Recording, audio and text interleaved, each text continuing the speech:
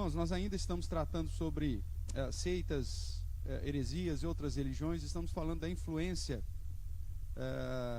do satanismo, né, em nossos dias, que muitas vezes não é nem apercebido, né, passa desapercebido, e às vezes nós vemos pessoas que se dizem cristãs, na verdade tendo uma postura relacionadas aí a essas influências. Eu convido você para a gente relembrar aí um versículo chave, né, para o nosso estudo, que é Timóteo.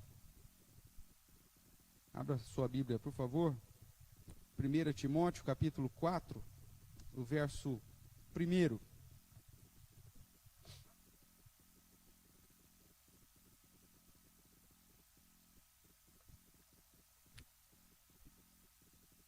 Vamos fazer a leitura todos juntos, em apenas um verso.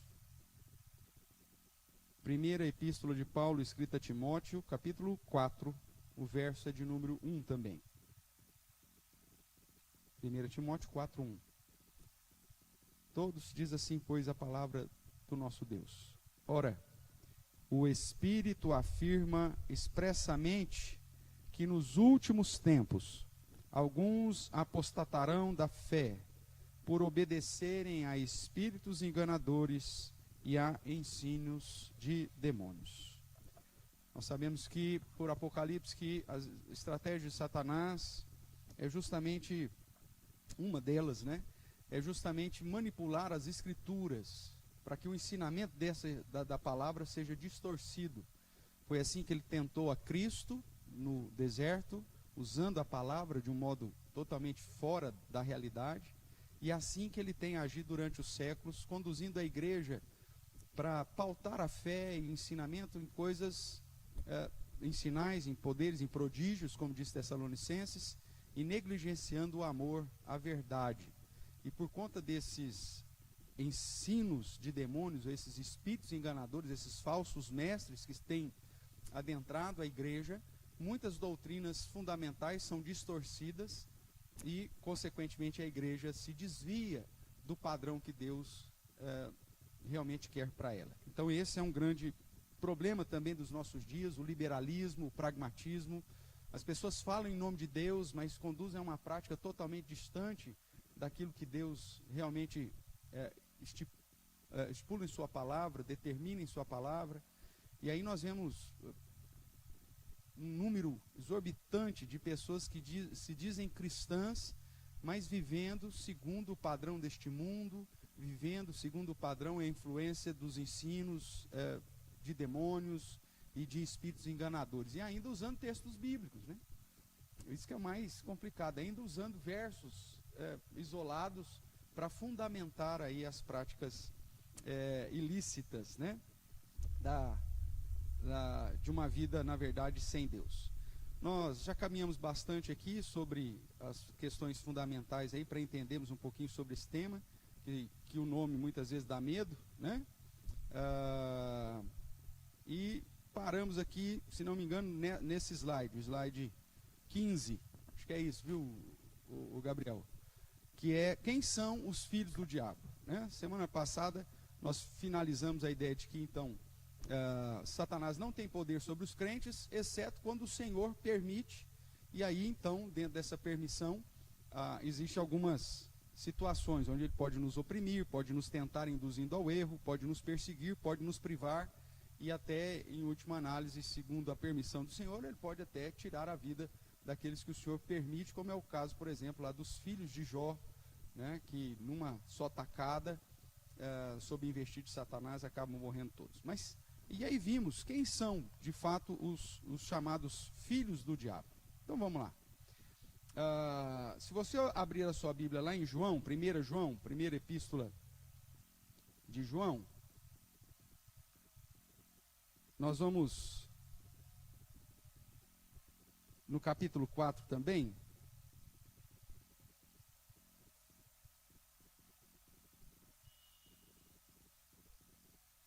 Vamos ver aqui.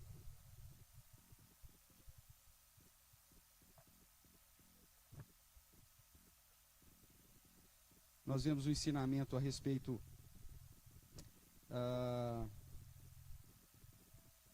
dos espíritos que têm saído fora, né? Capítulo 4, verso 1 diz: amados, não os deis crédito a qualquer espírito. Espírito aqui como sinônimo de ensino, né? Como nós já vimos lá em Timóteo também. Antes provai os espíritos se procede de Deus, porque muitos falsos profetas têm saído pelo mundo fora. Então, essa é um grande problema. Nós vemos que João, já no primeiro século, diz que naquela época não são poucos os falsos profetas ou os falsos mestres, já são muitos, né? E que têm enganado a igreja. Se você dá uma olhadinha ainda no capítulo 3 agora, você vai ver aí, de certa forma, a diferença entre os filhos de Deus e os filhos do diabo, né? A partir do verso 7 de João 3, de 7 a 10, vai dizer assim: filhinhos, não vos deixeis enganar por ninguém. Aquele que pratica a justiça é justo, assim como ele é justo. Aquele que pratica o pecado procede de quem? Procede do diabo, porque o diabo vive pecando desde o princípio. Para isso se manifestou o Filho de Deus, para destruir as obras do diabo. Todo aquele que é nascido de Deus não vive na prática de pecado, pois o que permanece nele é a divina semente. Ora, esse não pode viver pecando, porque é nascido de Deus. Veja, nós vimos no capítulo 1 de João, já é conhecido, que nós podemos até nos escorregar, né? Mas temos advogado junto ao Pai. Se nos arrependemos, Ele é justo e fiel para nos purificar e nos perdoar. Então, o cristão, para o verdadeiro cristão, o pecado é como alguém já disse, né? Um desvio momentâneo e não uma prática constante. E é isso que João está dizendo. Aquele que já passou pelo novo nascimento, que é nascido de Deus, ele não vive na prática do pecado. Ele não faz do pecado o seu estilo de vida. É um deslize, aconteceu. Ele se arrepende, volta aos caminhos do Senhor e continua andando segundo o padrão que Deus deu, porque o que permanece nele é a divina semente, é a palavra de Deus que nos purifica, é o Espírito Santo que nos conduz. E o verso 10, então, ele continua dizendo: nisto são manifestos os filhos de Deus e os filhos de quem? E os filhos do diabo. Todo aquele que não pratica justiça não procede de Deus, e nem aquele que nem ama o seu irmão. Então, a própria palavra do Senhor nos apresenta esse dualismo entre o filho de Deus e filhos do diabo.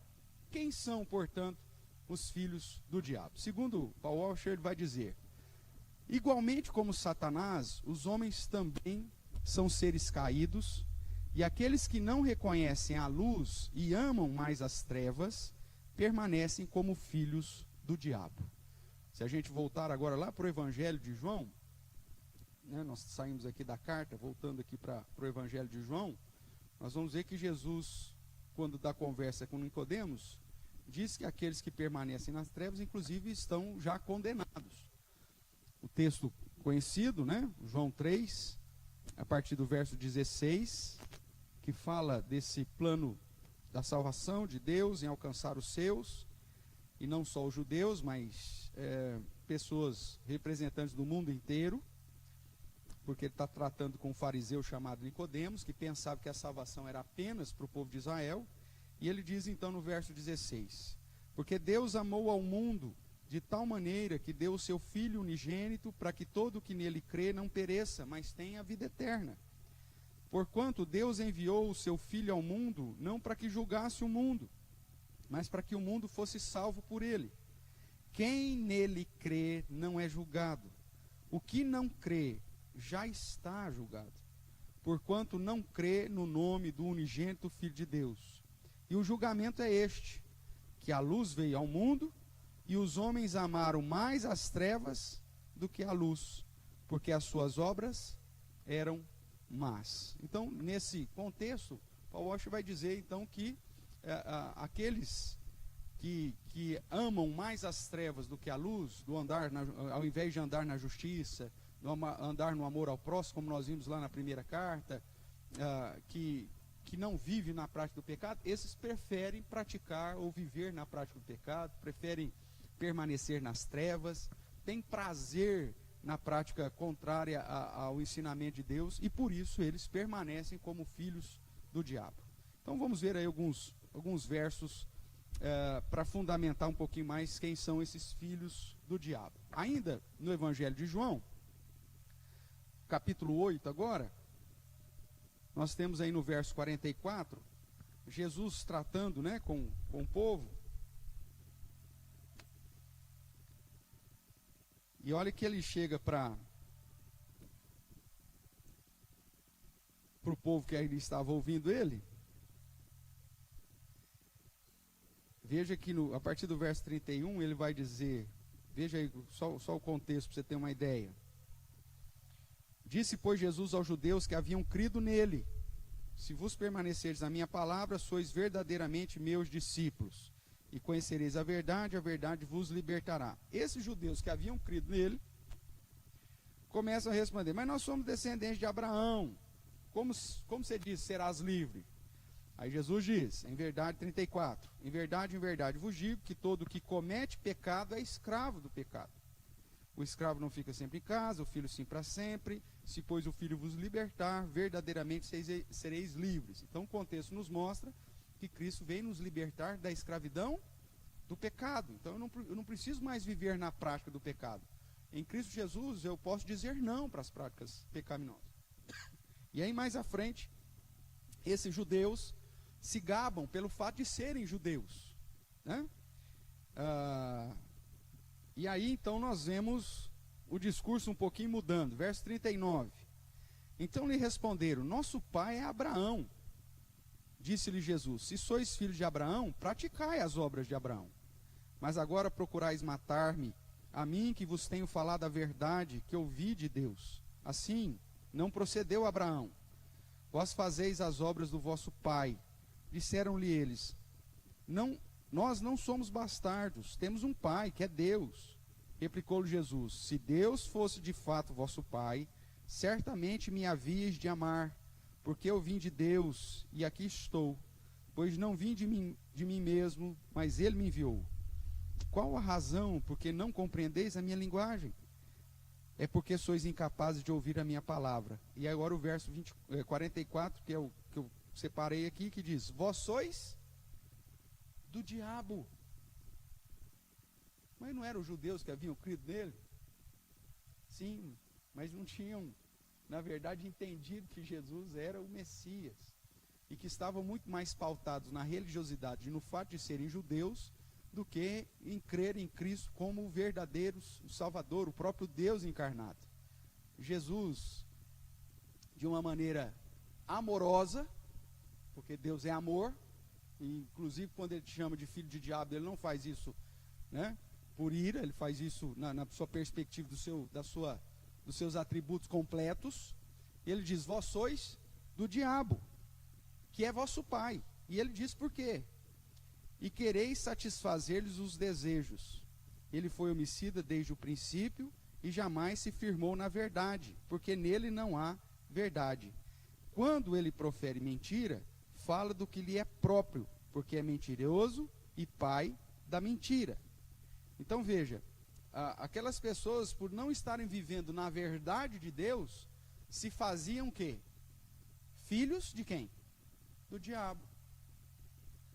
A ideia é simples, que João vai tratar lá na primeira carta. Se você é de Deus e ele é justiça, então você pratica a justiça. Se você é de Deus e ele é amor, então você pratica o amor. Se você chegou para a luz, você vai andar segundo a luz. Se você não segue a luz, se você permanece nas trevas, mesmo falando que é de Deus, né? Mas se a sua prática de vida não está em concordância com Deus, então, na verdade, você é mentiroso. E nós vamos ver lá em João, 1 João, que ele vai tratar dessa questão de mentiroso em vários momentos, né? Aquele que diz conhecer ele, mas não anda conforme, é mentiroso. E aí o que ele quer dizer? Se você é mentiroso, então quem que é o vosso pai? O diabo. E por isso que lá em 1 João ele vai dizer, aí tem como você distinguir entre os filhos de Deus e os filhos do diabo. O filho de Deus, ele é nascido de Deus, ele foi alcançado pela graça de Deus e vive agora de acordo com as práticas que Deus espera dele, com a luz do Senhor, com a verdade, com os princípios de amor, de fraternidade, de fidelidade às Escrituras. Os filhos do diabo pode até pensar que creram em Cristo, mas se as práticas não estão de acordo com o ensinamento de Cristo, veja aí, volte seus olhos mais uma vez para o verso 31. Disse, pois, Jesus aos judeus que haviam crido nele, se vós permanecerdes no quê? Na minha palavra, sois verdadeiramente meus? Tem gente que diz que crê em Cristo, mas não permanece na sua palavra. O que é permanecer na palavra? Colocar em prática aquilo que a Bíblia ensina. Viver de acordo com o padrão que a Bíblia apresenta para o crente, para o discípulo de Jesus. Então, falar que crê em Jesus, meu amigo, não significa necessariamente nada, se você não tem práticas ou frutos, né, que demonstram que você está andando na luz do Senhor, na justiça do Senhor, no amor do Senhor. E aí a gente volta àquela questão de quarta-feira, né? A vida cristã, ela vai dar frutos éticos. Uma postura ética que está de acordo com o padrão de Deus. Não adianta nada você falar que é crente, vir domingo, chorar, levantar a mão, se emocionar na presença de Deus, fazer uma oração maravilhosa. Satanás faz orações lindas, irmãos. Se você não tiver vida, se você não tiver uma prática de vida de acordo com o padrão de Deus, reconhecendo que você precisa mudar, quando você peca, que você pede perdão, você clama ao Senhor, você volta, mas que você está andando na luz. Agora, aqueles que se afastam, que se escondem, que andam nas trevas e que estão no prazer das práticas que não estão de acordo com o padrão de Deus, na verdade, eles, mesmo dizendo que creem em Cristo, são filhos do diabo, porque praticam a mentira e permanecem no pecado. Então, quem são os filhos do diabo? São aqueles que saem lá e dizem categoricamente que adoram a Satanás? Sim, mas só eles? Não. Todos aqueles que não estão dentro do padrão da verdade, da justiça, da luz que o Senhor quer que nós andemos, irmãos.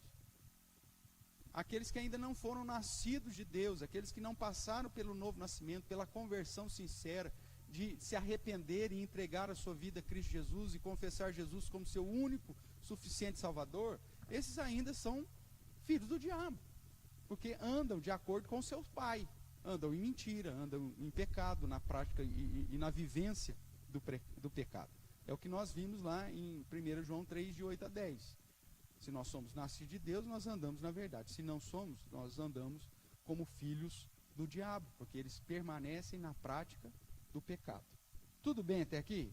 Então veja, falar que crê em Jesus não é suficiente, né?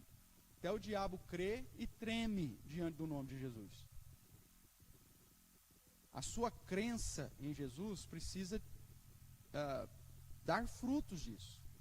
Se você diz que crê em Jesus, então permaneça na palavra dele.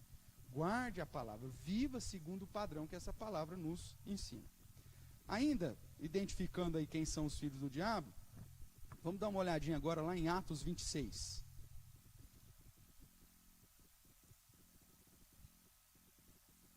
A vida de testemunho, irmãos, ainda é essencial como uma demonstração de quem realmente nós somos filhos, de quem nós estamos agradando, de quem nós queremos exaltar e glorificar através da nossa vida, né? Veja aí, Atos capítulo 26, o verso 16.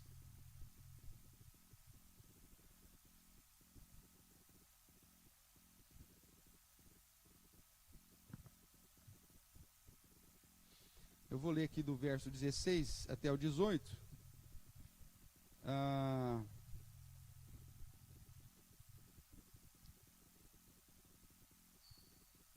Paulo falando da sua experiência, né?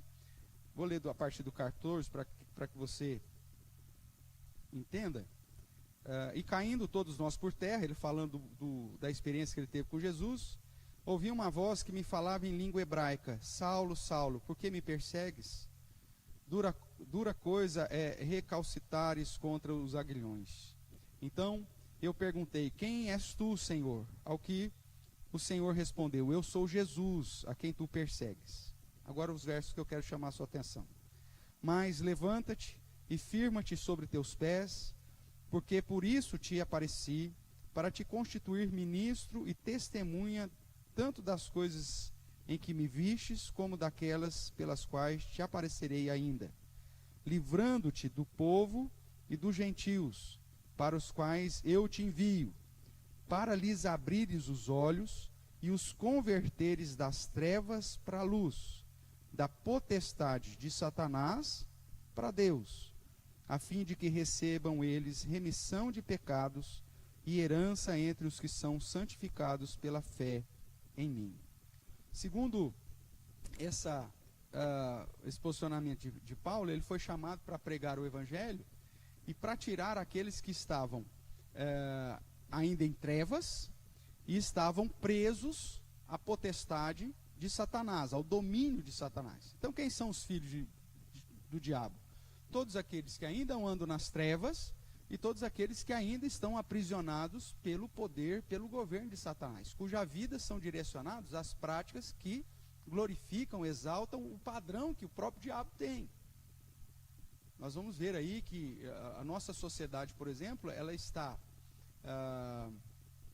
de molho, né? Ela está encharcada de princípios que não são bíblicos. E até mesmo muitos na igreja estão encharcados de posturas, de pensamentos, de um modo de vida que é um padrão do inimigo. E esses, por definição, ainda são filhos do diabo, porque se andam de acordo com o padrão do diabo, são filhos dele. Então veja, aqueles que ainda estão em trevas, aqueles que ainda estão sob o governo de Satanás, são chamados de filhos do diabo. É óbvio que muitos desses, contam os eleitos de Deus, que ainda serão alcançados pelo evangelho da graça e deixarão de ser filhos do diabo e passarão a ser filhos de Deus, porque passam pelo novo nascimento. Mas o homem natural, irmãos, ele já nasce condenado. É aquela velha história, né? Deus não manda ninguém para o inferno. A gente já nasce lá, porque a gente já nasce condenado, a gente já nasce inclinado para o pecado. Ninguém precisa me ensinar a pecar. Eu já nasço inclinado para isso. E por isso eu já sou, dentro do contexto bíblico, chamado de filho do diabo. Quando eu passo pelo novo nascimento, ele me dá vida enquanto eu ainda estava morto nos meus delitos, aí eu passo a ser filho de Deus. Por isso que João mesmo vai dizer que nos foi dado o poder de sermos feitos filhos de Deus, a saber, todos aqueles que creem no nome santo de Jesus. Essa é a ideia. Tudo bem? Então, veja ainda Colossenses 1,13.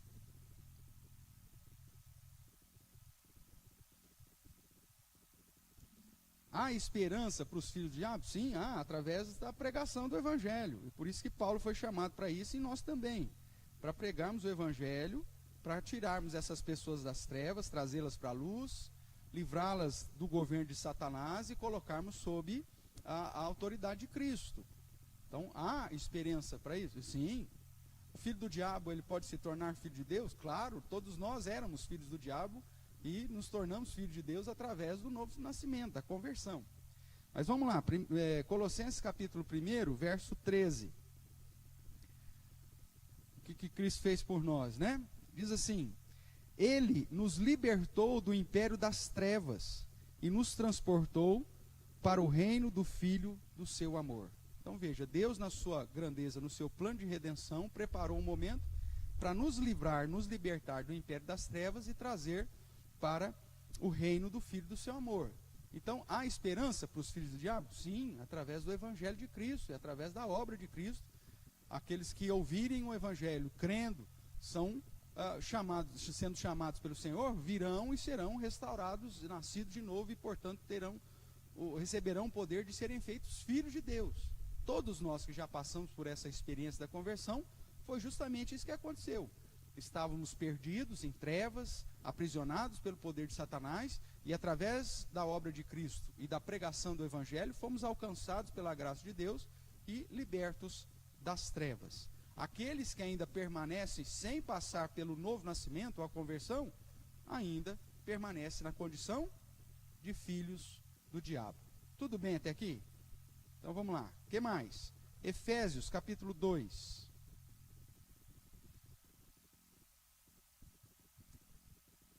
o verso 2.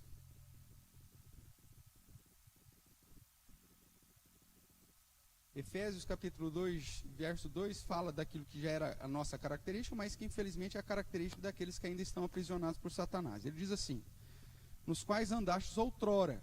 E como que nós andávamos? Segundo o curso deste mundo, segundo o príncipe da potestade do ar, do espírito que agora atua nos filhos da onde? Nos filhos da desobediência. Então veja, os filhos do diabo, eles são rebeldes, eles são desobedientes, eles ainda andam não segundo o padrão de Deus, mas segundo o poder e o governo do príncipe da potestade do ar, que nada mais é do que o diabo. O espírito que atua nos filhos da desobediência. Ou seja, os filhos do diabo ainda estão aprisionados à vontade do próprio Satanás. Eles seguem, eles acham que estão seguindo os seus próprios anseios, os seus próprios desejos, mas estão seguindo o percurso ou o caminho que Satanás estabeleceu para eles. E que a gente sabe que são caminhos de morte, que são caminhos de destruição. É simples, você olha para uma pessoa que está aprisionada nos seus vícios, né, que está aprisionada nas suas práticas pecaminosas, seja elas quais forem, sejam vícios com drogas, sejam de práticas, ou seja, no materialismo, no hedonismo, seja qual for a inclinação pecaminosa, as pessoas que são escravizadas a isso, elas sofrem e se definham. É algo terrível de ver. E ainda a pessoa começa a se definhar e ainda feliz, porque ela acha que está satisfazendo o desejo mais profundo do seu coração. Você pega a foto dos drogados, em especial aqueles que foram alcançados pela graça do Senhor e que foram restaurados e são trazidos para a luz do Senhor. E eu tenho alguns amigos que passaram por situação dessa, e eu tenho inclusive, que ele anda com a foto dele na Bíblia. Né? Lá de Vicente Carvalho, o Carlai. O Carlai, ele anda com a foto e ele mostra, olha hoje, né, o jeitão dele, ele mostra a foto de quando ele estava nas drogas. Irmãos, um negócio assustador.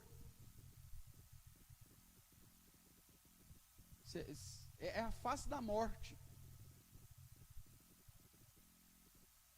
Ele diz, olha, Cristo me libertou desse negócio, só como eu era. Algo assustador. Porque a escravidão do governo de Satanás conduz à morte, à destruição. Só que ele fazia isso com alegria. Ele fazia isso achando que ele era o cara. Na vida de promiscuidade, na vida de prostituição, na vida de roubo, na vida de tudo aquilo que não prestava, e ele se achava o cara.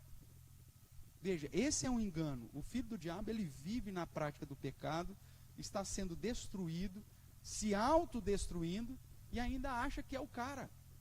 Ainda acha que ele está vivendo. Ele está sendo consumido pelas drogas, consumido pela bebida, consumido pela escravidão das práticas pecaminosas, e ainda se gaba disso. Enquanto que aquele que nasceu de Deus, ele se envergonha dos deslizes que ele tem, e busca a presença do Senhor para ser restaurado, para ser tratado, e se envergonha desse negócio. O filho do diabo não, ele se gaba do aprisionamento que ele vive. De quantas bebeu, de quanta droga usou, de quantas pessoas ele enganou, de quanto que ele roubou. Né? Você vê inclusive os bandidos, né? O grande problema dos assaltantes é que eles são vaidosos. Por quê? Porque ele ainda tem prazer naquilo que ele faz. A maioria deles ele é pego porque ele não aguenta, ele vai ostentar. Né? Para que roubar se eu não posso mostrar? Então aí ele cai. Mas isso é escravidão. Mas ele não consegue enxergar isso. Então, os filhos do diabo são aqueles que estão aprisionados à vontade de Satanás. Eles pensam que estão satisfazendo os próprios desejos, mas na verdade estão simplesmente cumprindo a vontade do diabo. E por isso a única solução para essas pessoas é o Evangelho. Por isso nós temos que pregar para todos. Mas alguns, nós sabemos pela própria palavra que nem todos vão ser alcançados pelo Evangelho. E alguns vão viver e continuar vivendo como filhos do diabo e vão morrer nessa condição. Veja ainda 2 Timóteo.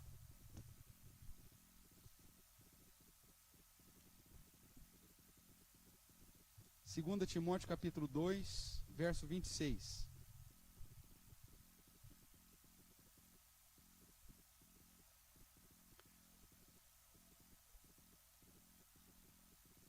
Aqui ele está falando, inclusive, de pessoas que experimentaram, né, da vida com Deus e que agora se rebelaram.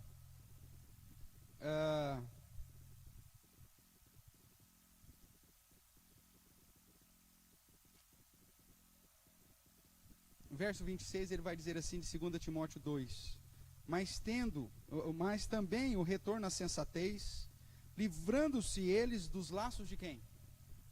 Dos laços do diabo, tendo sido feitos o quê? Cativos por ele quem? Pelo diabo, para cumprirem o quê? A sua vontade, a vontade de quem? Do diabo. Então veja, aqueles que ainda andam nas trevas, na verdade, estão presos, amarrados aos laços do diabo e são cativos à vontade do próprio Satanás. Eles são escravos para satisfazer a vontade que o próprio Satanás deseja para eles. Então, essas são as características dos filhos do diabo. Eles praticam a mentira, permanecem no pecado, eles permanecem sob o poder de Satanás e continuam nas trevas, eles são aprisionados para cumprir a vontade de Satanás. E ainda, eles não enxergam a luz do Evangelho. Eles estão cegos quanto à luz do Evangelho. Somente quando Deus, e se assim Deus quiser, tocar e tirar as vendas, é que eles vão começar a enxergar a luz do Evangelho. Veja lá comigo 2 Coríntios capítulo 4, o verso 4.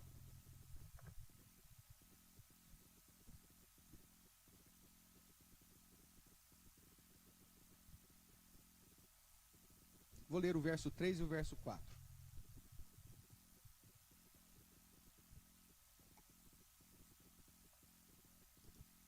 Segunda Coríntios capítulo 4, verso 3 e 4.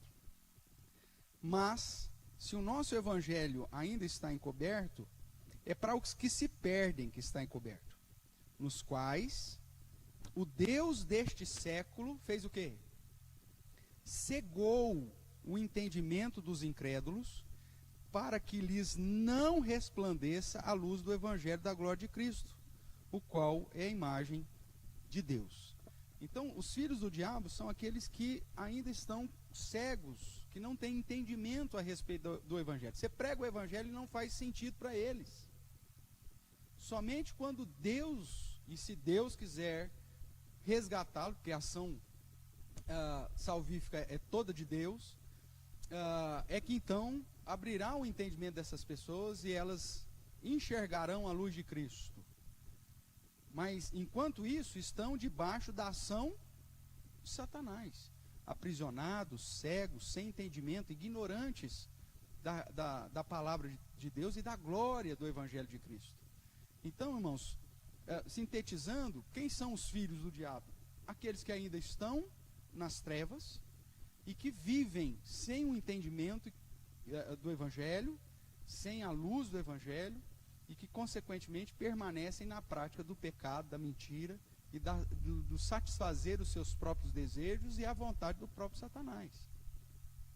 Isso seria, então, incompatível com aqueles que são chamados de filhos de Deus. Nós vemos alguns crentes que vivem aprisionados em vícios, aprisionados em práticas pecaminosas. Ai, pastor, não dou conta, viu, pastor? Não cabe isso. Se você foi liberto pelo Filho, então você está verdadeiramente liberto. E como filho da luz, você vai agora, dentro daquilo que cabe a sua responsabilidade, lutar contra essas inclinações, esses desejos, fugir da aparência do mal, procurar não estar em contextos que vão te facilitar entrar naquela prática que vai servir de um mau testemunho e que vai te envergonhar e que vai envergonhar o nome de Deus. Né? Pessoas que têm, talvez, inclinações e lutam, por exemplo, com o vício da bebida, aí, sabe que no caminho que ele vai sempre tem que passar na frente do boteco que ele estava acostumado a tomar todos, e que está todos os amigos ainda dele lá, e toda vez que ele passa no fim do trabalho, ô fulano, vamos chegar aí, o cara, não, obrigado, obrigado. Até um dia que ele vai cair. Aí anda 2, 3 quarteirões a mais, mas não passa mais na frente. Deus te deu sabedoria e discernimento para não se colocar numa situação de risco. Mas não, aí o cara vai, todo dia está ali. Um dia que acontecer um problema lá, que ele está meio chateado lá, ele fala, vai saber, é só uma. Aí pronto. É só uma mesmo que você precisa para você ir para o buraco. Não precisa nem de meia, é só uma. Né? Então, vai lá. Uma golada, é o suficiente. Então, evita. Você que está na luz, você vai evitar isso. Situações que vão evitar. Eu tenho problema com pornografia. Meu amigo, ponha o computador virado para a porta. Porque qualquer um vai passar na sala e ver o que você está fazendo. Ou põe o computador na sala, porque aí está todo mundo passando, toda hora. Agora, você põe o quarto virado para a porta, e aí quem chega dá tempo. O que foi, fulano? Fuja da aparência do mal. Vai fazer o pacote de canais de televisão? Não põe nem aqueles adultos. Não precisa.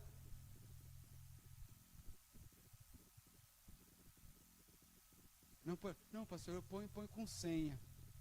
O que adianta, meu amigo? Você sabe a senha.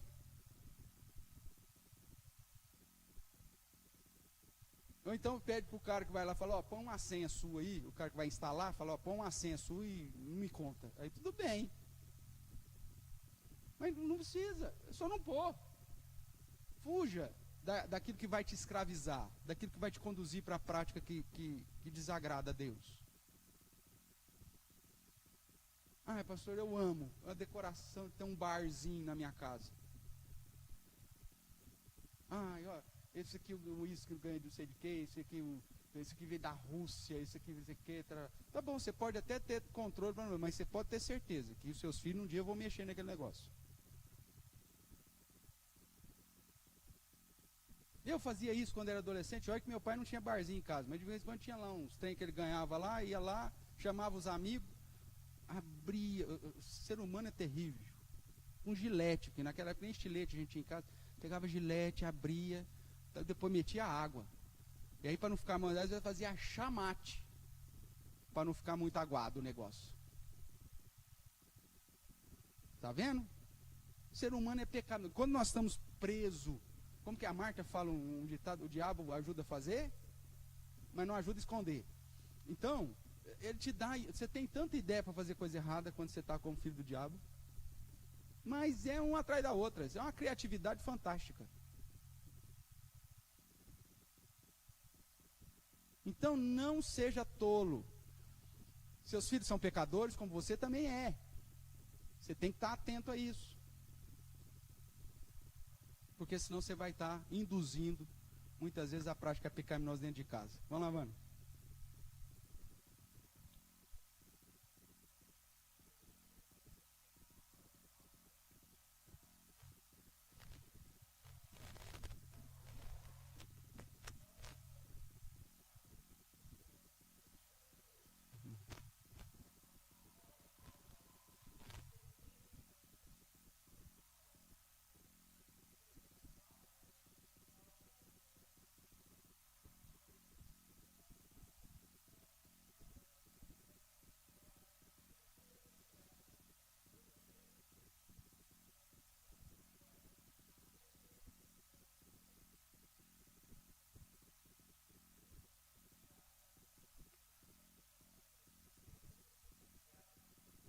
Mas é justamente o que eu estou falando.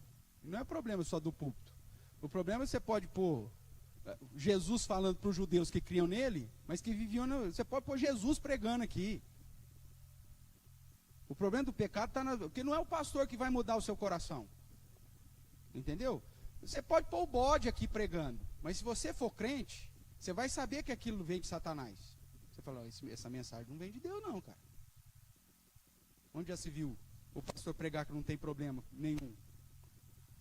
Essa prática pecaminosa, ou determinada prática, ou que a igreja tem que ser tolerante ao pecado, não existe mais disciplina eclesiástica, que a Bíblia precisa ser atualizada, ou que disciplina é uma afronta à liberdade humana, e que a igreja não devia se disciplinar ninguém, onde já se viu, isso é uma vergonha, eles se acham melhores do que os outros, tudo isso é doutrina de Satanás, entendeu? Agora, é individual o negócio.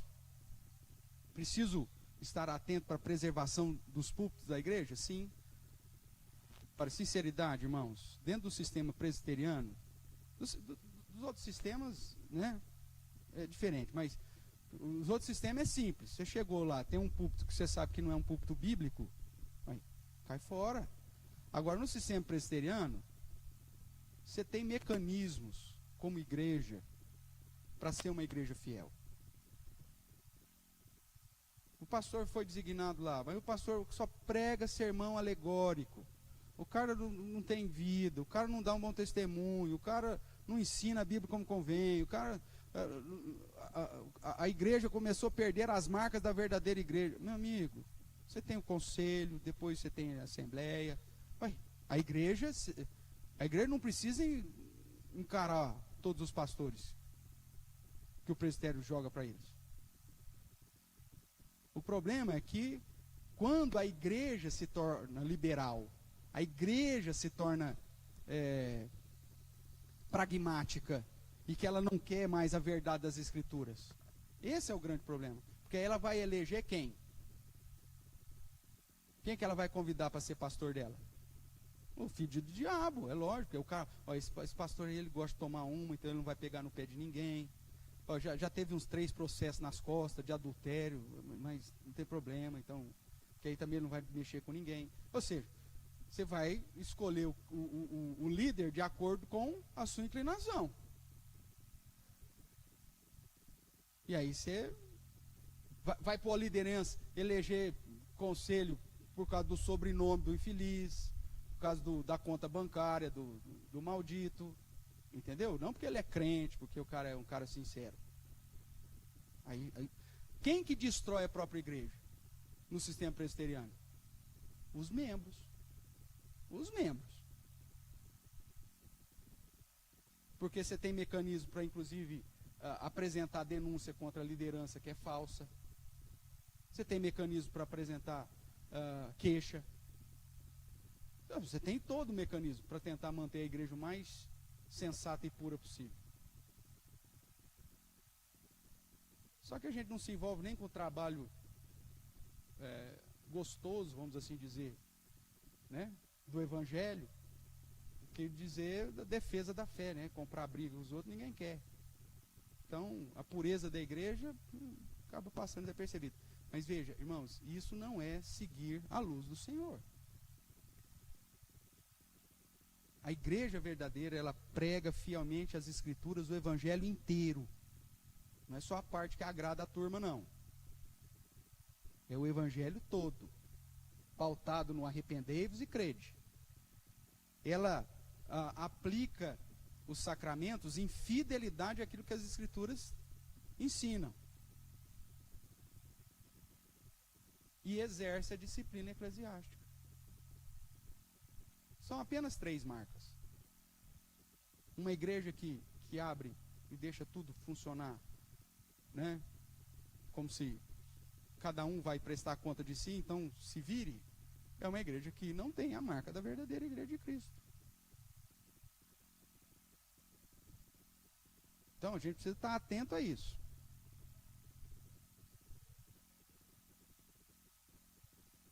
Mas é sempre. Satanás não vai vir de chifre e tridente, não.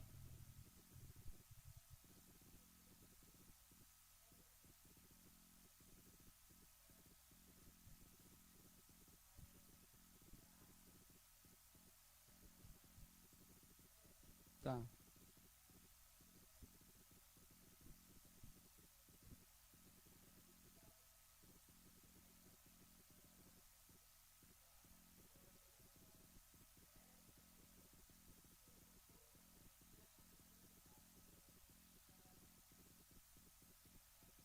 Uhum.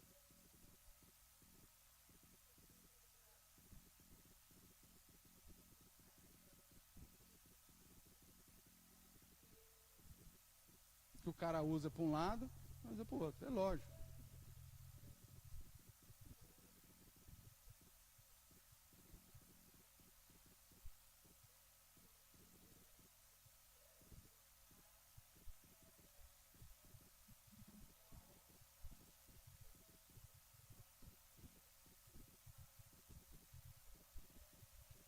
Sim, sim, sim. Sim.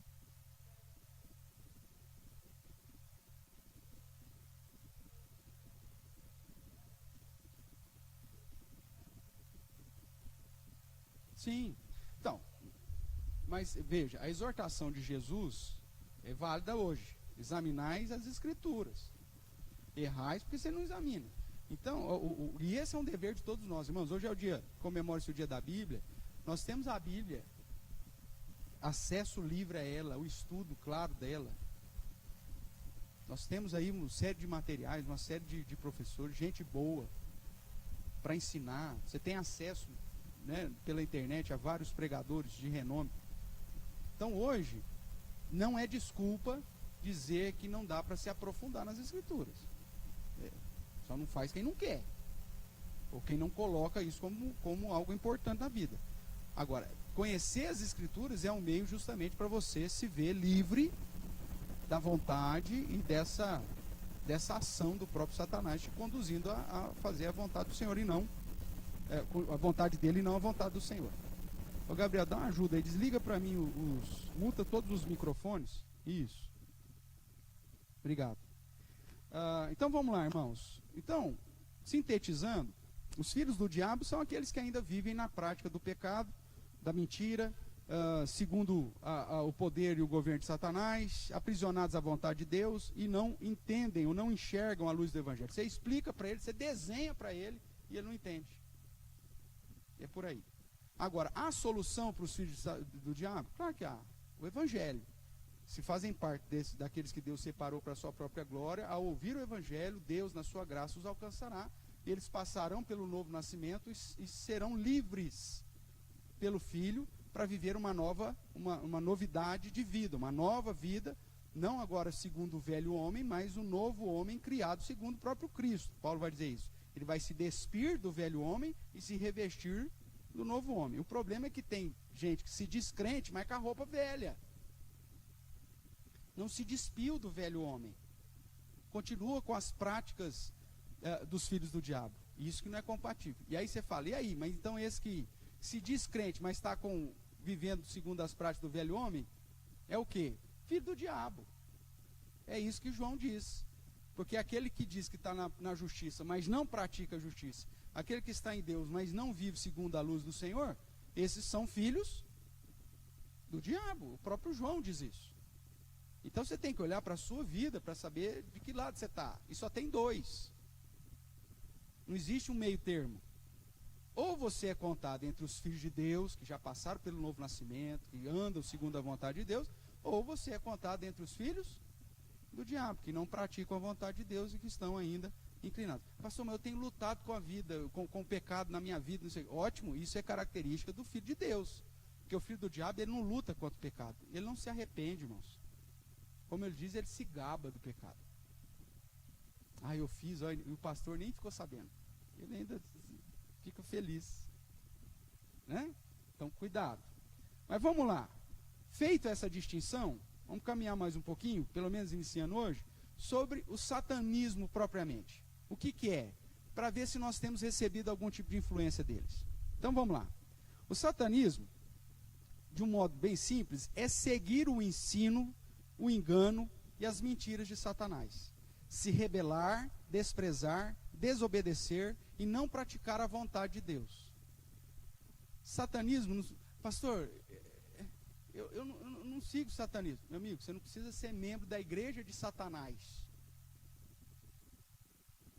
O simples fato de você não seguir o ensino de Deus, se você não seguir a luz do Senhor, a justiça do Senhor, e ao invés disso, estar segundo o ensino, o engano, as mentiras de Satanás, se rebelar contra a vontade revelada de Deus nas Escrituras, você já está seguindo o satanismo.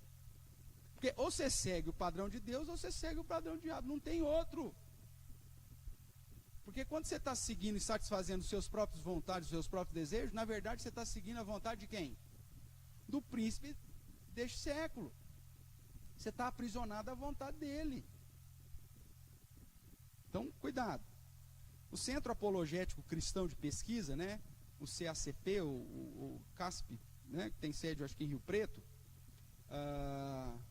com o pastor Rinaldi, não sei se vocês já ouviram, pastor itinerante que trata de apologética, coincidismo, eu tive a oportunidade de trazê-lo uma vez em Matão, e eles tratam, é um site, né? Eles têm um site, tem vários estudos lá, é algo interessante para você estudar. Eles trabalham com heresias, com falsas religiões, com falsas doutrinas e tudo mais. Então, se você quiser depois pesquisar, Centro Apologético Cristão de Pesquisa, é um ministério. Ele vai dizer assim, ó: a religião satânica moderna é caracterizada pela busca do hedonismo. O que é hedonismo? A busca pelo prazer.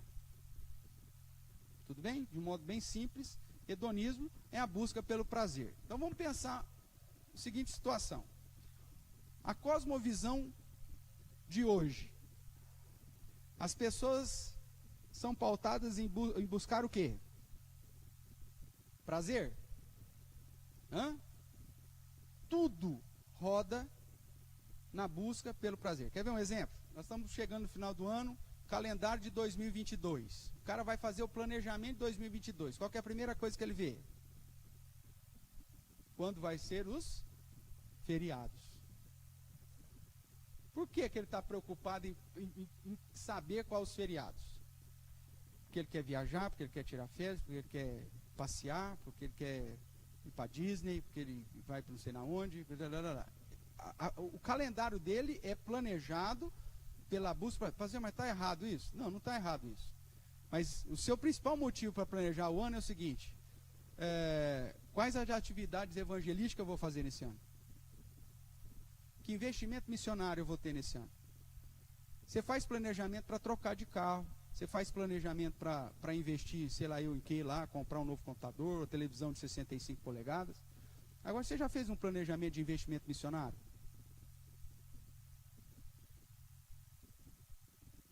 Nunca. Nem que se for, não, eu vou comprar uma galinha e os ovos que a galinha botar, eu vou vender para dar para missões o dinheiro. Não. Você pensa em comprar um petzinho daquele que você pode levar no shopping. Você investe, gasta dinheiro com isso. Muita grana. Né?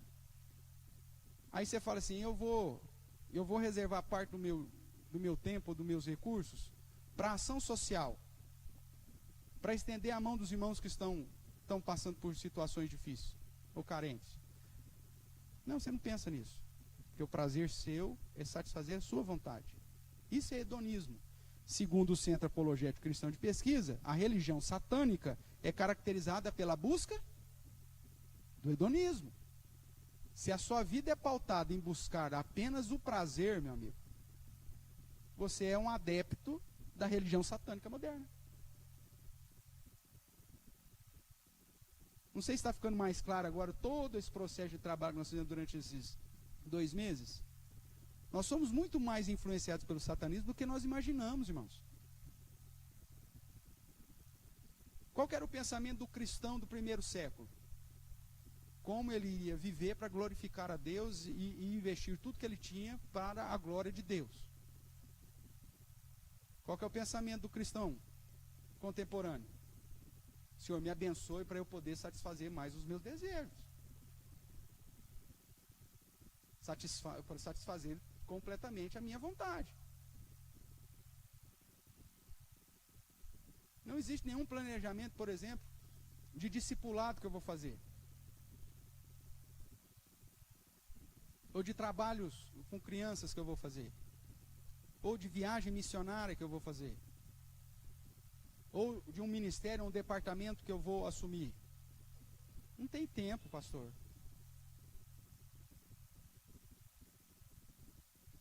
Tem irmãos nossos, por exemplo, que conseguem tirar toda semana, uma noite por semana, para ir jogar bola.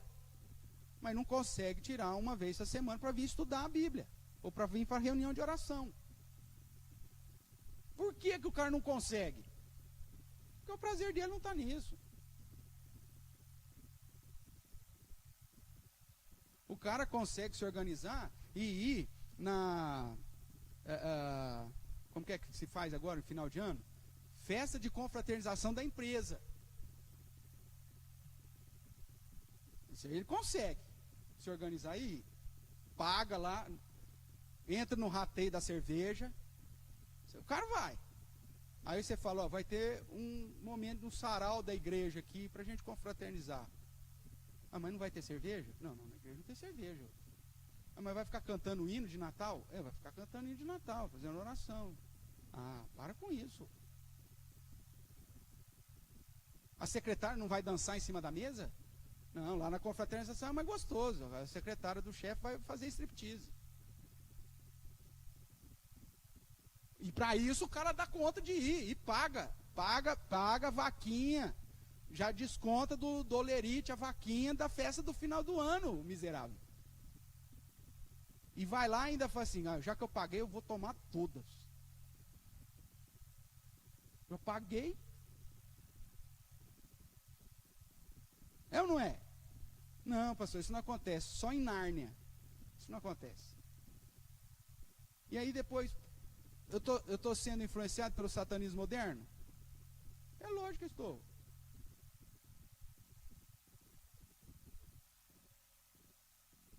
Irmãos, cristianismo é muito mais daquilo que a gente está vivendo. E é por isso que o cristianismo moderno é essa porcaria que a gente tem visto aí nas igrejas. É de dar nojo. Porque é um cristianismo hedonista. O cara só quer prosperidade, saúde, vida. Vida carnal. Quando você fala em abnegação, o cara até arrepia. Que eu ter que abrir mão em favor de outro? Não, isso não é cristianismo. Deus quer me ver feliz, pastor. Isso é um engano de Satanás. Deus quer te ver fiel. Nem se para isso você tiver que viver na tristeza, cara, da perseguição, da tribulação, da luta. Ué, a vida boa é lá, não é aqui não. Isso é cristianismo. Mas vamos continuar aqui. O centro apologético ainda diz: a religião satânica moderna é caracterizada pela busca do hedonismo e pela rejeição a toda forma de cristianismo. É uma rebelião ao sistema de governo atual. Lembrando que Cristo está no governo. Então esse governo atual é uma referência ao governo de Cristo. Rebeldia contra o governo de Cristo. Que tende a oferecer ao ser humano uma liberdade irrestrita. Pastor, da minha vida cuido eu. O que eu quero fazer ou deixar de fazer, a igreja não tem que se meter.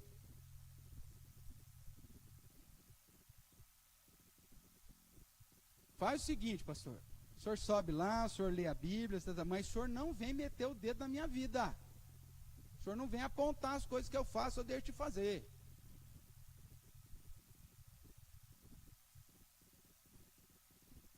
Isso é o cristianismo de hoje.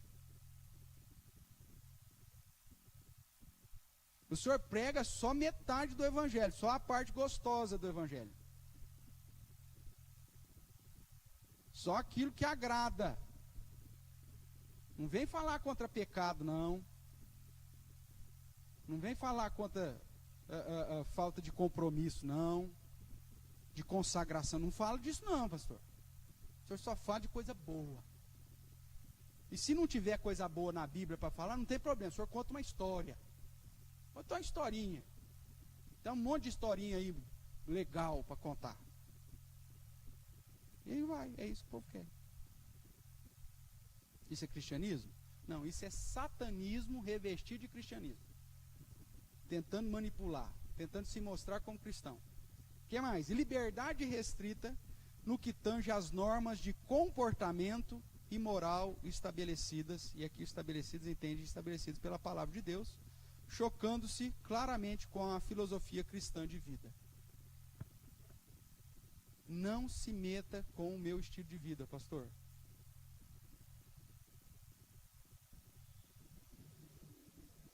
O fato de eu já estar vindo à igreja, o senhor já se dê por feliz. E se o senhor continuar falando isso, o senhor não vai nem me ver domingo que vem mais aqui. Porque esse negócio aí, o senhor está passando os limites. Meu amigo, eu não chamei vocês ainda de filho do diabo, igual Jesus fez com os judeus que haviam crido nele.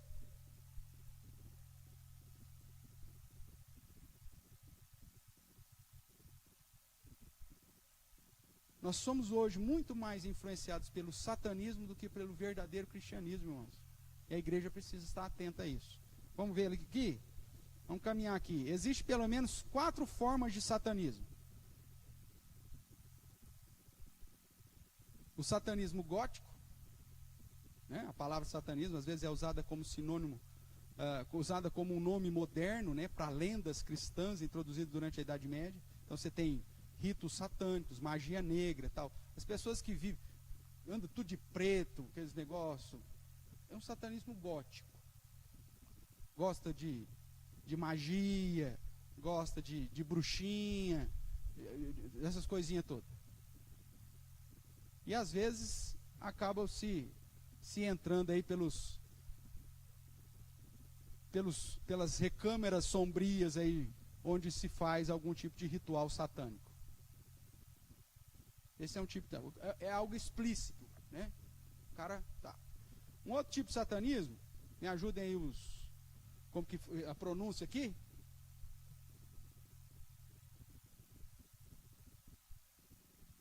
Dumblers, é isso? Sei lá eu. Que é um modismo de muitos adolescentes. É o satânico da moda. Anda com a camisa com demônio, né? Faz uma tatuagem de caveira. O que mais? O Centro Apologético de Cristão de Pesquisa, por isso está em entre aspas, vai dizer assim: estes geralmente são adolescentes, tipicamente rebeldes, que criaram a própria forma de magia negra. Alguns alegam que é o satanismo religioso, junto com as outras religiões do neopaganismo, que são tipicamente responsáveis pela pichação satânica, que é vista ocasionalmente nos lados de edifícios. Já viu por aí na cidade? Satã vive. Você descendo, eu não sei qual o nome da rua, quem desce é a 3. A 3 desce. Quase na esquina lá da praça lá embaixo, tem aquele prédio que já foi de tudo lá e que está vendendo, está alugando ali. O que é aquele prédio lá? Na frente da igreja Internacional da Graça, acho que é isso, Internacional da Graça, que é ali, tem um prédio na esquina, aí tem lá uma pichaçãozinha lá, Satã, não sei das quantas. Aí foi um cristão lá, depois pichou também, mas Deus é mais. Alguma coisa assim. Já viram isso? Na 3, lá perto da praça lá, depois você passa lá para ver, vira cômico, né? Porque o Satãzinho lá foi lá e escreve alguma coisa de Satã, aí o outro cristão vai lá e picha o patrimônio do outro para falar que Deus é mais. Então, é disso aqui que nós estamos falando. Estamos falando de satanismo, espírito? Não, é moda. O cara ouve música que falam músicas satânicas, que falam de não sei o quê, parará. É o modismo, né? Então ocasiona alguns, não sei como que é a expressão aí, Dabblers, não sei, podem sacrificar inclusive um gato ou um cachorro pequeno em seus rituais, mas isso ainda é raro. Mas é o cara que gosta das trevas. Ele vai, pinta o quarto dele de preto, põe um monte de pôster de Satanás, só ouve música que trata de Satanás, ou de um rock pesado que que conduz ele a pensar, põe lá uma vela vermelha, né?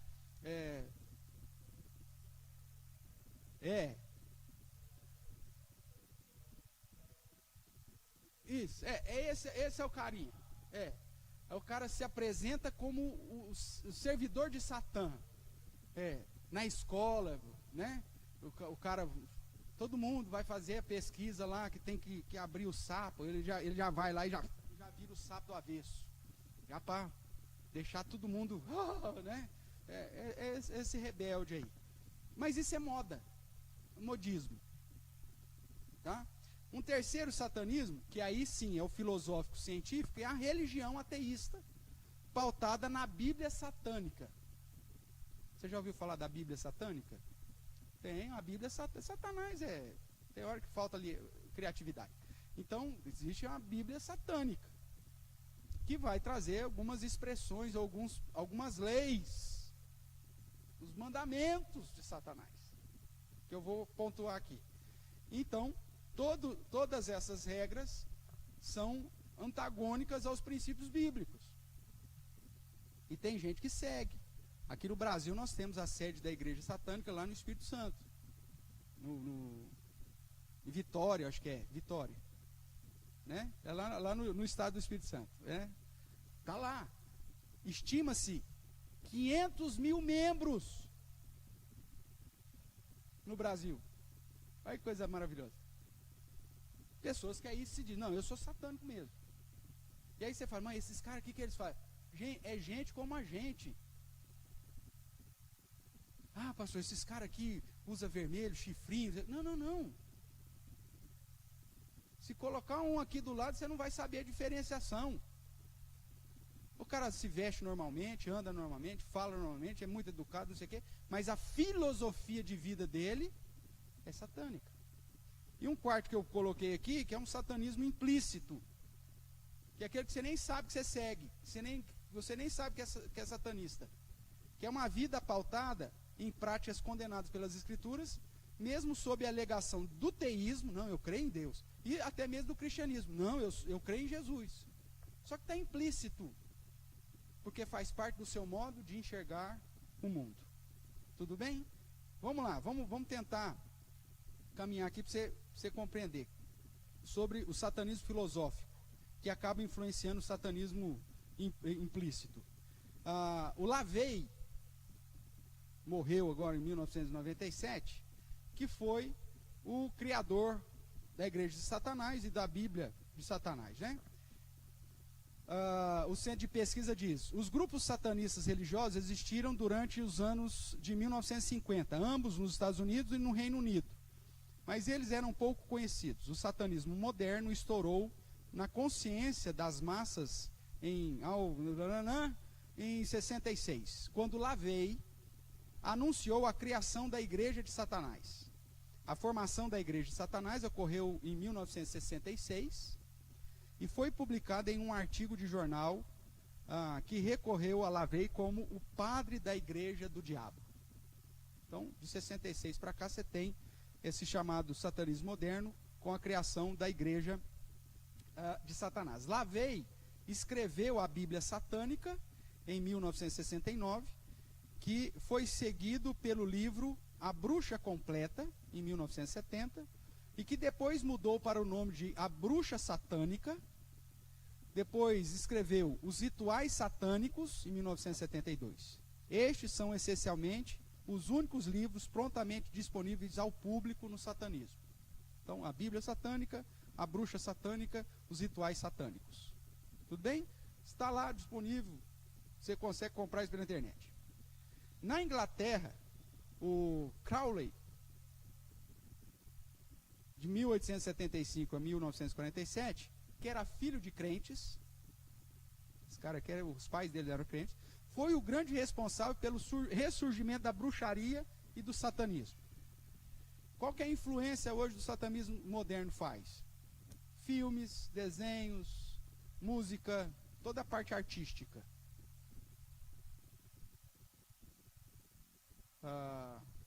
Se você observou, nesses últimos anos, a indústria cinematográfica tem investido pesado nessa questão de filmes que exaltam a bruxaria como se fosse um negócio bonitinho, né? Harry Potter e por aí vai. E aí você tem agora um movimento também satanista de exaltação dos vilões. Não sei se você observou, mas nos últimos aí, 5 anos, foram lançados vários filmes onde o vilão se tornou o protagonista. E aí a ideia é o seguinte, o vilão não é tão mal assim. E você tem que entender o vilão, porque ele é ruim daquele jeito, porque ele teve uma vida difícil. Obviamente, né? Que é satânica de qualquer forma. Então é a ideia de tirar o herói do centro e colocar o vilão como sendo algo bom. Uma vez que você também é alvo de frustrações e de lutas e de problemas na vida. Você poderia ser o Coringa. E não tem mal nenhum. Malévola, não tem mal nenhum. Quem mais lá que é? Aquela do Dálmata lá, a Cruella, olha que coisa linda. Ainda mais se você for corintiana, gosta de preto e branco, já está ali, encarnado. O Coringa, e aí por aí vai. Tudo gente boa, tudo tal. Então veja, é uma exaltação às práticas que tem base onde? Nas Escrituras? Não, meu amigo, não tem. Então, no Brasil, como eu disse, estima-se 500 mil seguidores da Igreja de Satanás que tem sede em Vitória, no Espírito Santo. É lógico que isso aqui, desses 500 mil, muita gente é modismo. Mas olha só, 500 mil membros. Quais são as principais doutrinas, irmãos? Eu já vou colocar tudo aqui, pelo menos as principais, pré-pontuando contigo. Primeiro, licenciosidade ao invés de abstinência e autocontrole. Ou seja, tudo pode. Esse que está entre parênteses é a minha interpretação do negócio. Ao invés dele falar, você tem que se abster das vontades carnais, você tem que ter autocontrole, as suas pulsões carnais, ele fala, não, meu amigo, doutrina de Satanás, isso da Bíblia de Satanás. Tudo pode. Faça aquilo que o seu coração mandar. Né? 2. Existência vital e não sonhos espirituais ilusórios.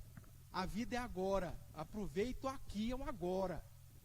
Não fica essa com ideologias bíblicas do reino de Deus, vida eterna. Não, não, não. A vida é agora. Você vai viver hoje. 3. Siga ou sabedoria incontaminada e não hipocrisia do auto-engano. Ou seja, Deus não existe, então não vem com esse negócio de sabedoria, de Salomão, ensinamentos de padrão. Não, não, não. Siga o seu coração. Você tem toda a sabedoria necessária para viver a sua vida aqui agora. 4. Bondade merecida e não amor desperdiçado. Ajude quem pode te ajudar. Você só vai ser bom com aquele que pode ser bom para você. Está na filosofia empresarial hoje, irmãos. Nós vamos ajudar quem pode nos ajudar. Nós vamos ajudar parceiros. A gente não vai ajudar quem está precisando de ajuda, porque esse cara que está precisando de ajuda está na miséria. E ele não vai poder te ajudar. Então você vai investir em gente que vai poder te dar um retorno. Quem está quebrado, está quebrado. O problema dele. Que se lasque. Você vai investir em pessoas que vão poder investir em você depois. Então a bondade é merecida e não desperdiçar. 5. Vingança ao invés de perdão. Amar é coisa de fraco. Faça com o outro antes que ele faça com você. E se ele fizer primeiro com você, então pague na mesma moeda com juros. Tem irmão crente que não consegue perdoar, rapaz. E que traz uma vingança, um ódio na vida, que eu vou acabar com a vida do fulano. Deixa ele comigo. Eu vou pegar ele na esquina. Isso é satanismo, irmãos. Isso é satanismo. 6. Foco pessoal ao invés de compaixão e empatia. É a seleção natural. Cuide de você e deixe os fracos para trás. É a filosofia dos vampiros psíquicos. Tem pessoas que são emocionalmente fracas e elas vão tentar te sugar. Se livre delas. Pessoa que chega para você e fala assim: a vida é tão difícil, eu estou em depressão, isso aqui. Morra. Morra, problema é seu. Eu já tenho os meus problemas, cara. Se você não consegue lidar com as dificuldades da vida, você não merece viver. Morra. Ficou velho, idoso, está doente, não sei o quê. Morra. Põe lá numa casa de asilo lá, põe num quarto lá, tranca, fecha a porta, só deixa um espaço para passar uma pizza por baixo. Pronto. Vai dar trabalho para ninguém. Não tem essa compaixão, não tem esse abrir mão, não tem esse socorro em manter aquele que está ferido. Eutanásia, pastor. Eutanásia, mata. Ficou velho, mata. Ficou de cama, trocar a fralda, ninguém merece. Mata. Esse satanismo. Não, eu tenho que viver minha vida, não tem tempo para cuidar mais do meu pai e da minha mãe. Não tem jeito. Eu vou fazer de conta, né? Eu vou viver a minha vida agora em função dos velhos. Não, o que é isso? Deixa sofrer lá. Deve estar colhendo os frutos dos pecados deles. Isso é satanismo. O cristão, ele sofre junto. A gente faz isso como instituição, irmãos, como igreja. Pastor, isso não é problema, deixa para o Estado. Isso aí deixa para o Estado. Irmãos, nós precisamos fazer uma... Não, pastor, isso aí dá muito trabalho. Deixa. Não tem tempo. Não tem tempo. O que mais? O homem é como um animal. Satisfaça as suas pulsões. Está com vontade? Faz. Sentiu atração por ele? Não importa se é casado. Faz. Sentiu atração por ela? Não importa. Faz. Satisfaça. Não passe vontade. 8. O pecado é bom. Conduz à satisfação física, mental e emocional. Ou seja, a busca do prazer, a ostentação, a beleza. Isso é vida, segundo o satanismo. Te dá adrenalina. Você gosta de vídeo de oração, piedade, não sei o que. Isso acaba contigo, cara. Agora tem que bolar a traição, tem que bolar, puxar o tapete um do outro. Isso te coloca vivo. Satanismo. E tem muito cristão vivendo assim. E por último, Satanás é o melhor amigo da igreja. É dito isso lá na Bíblia de Satanás. Porque o antagonismo é essencial. Se não fosse Satanás, os cristãos não oravam, os cristãos não buscavam a Deus, os cristãos... Então, Satanás é essencial para nós. Olha que maravilha. Então, essa é a visão do satanismo.